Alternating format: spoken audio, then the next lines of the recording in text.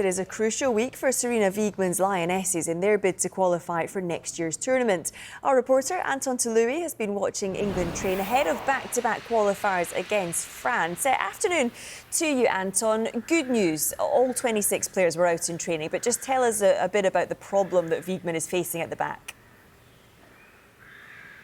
Problem. I think it's a good problem that Sarina Wiegman will have, certainly in the centre-back position, because for the first time since February of last year, England can potentially play both Millie Bright and Leah Williamson together at centre-back. Bright is currently going through her second training session since October. She's back in the England camp.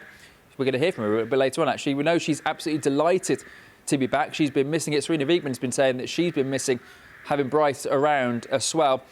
England obviously have got lots of leadership in that back line as well with Williamson. But it's interesting when you look at it because England's first choice centre-back partnership with Bright being out has been Williamson and Alex Greenwood. Greenwood has had such a good season with Manchester City, and obviously it was Bright and Greenwood that took England all the way to the World Cup final last year.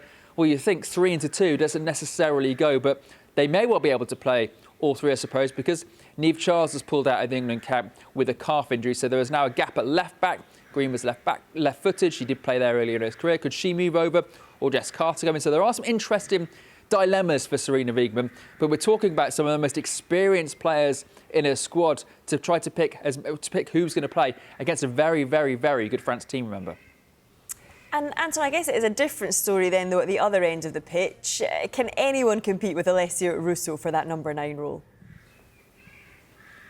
Well, you think so, wouldn't you think? Because obviously, look, Rachel Daly is no longer an England player. This is the first international break where we haven't seen the Aston Villa forward. So Alessia Russo is the kind of most natural fit. She's been England's number 9 since Ellen White retired after the Euros 2 years ago. Her international record in terms of goals per game isn't bad. She averages about a goal every other game.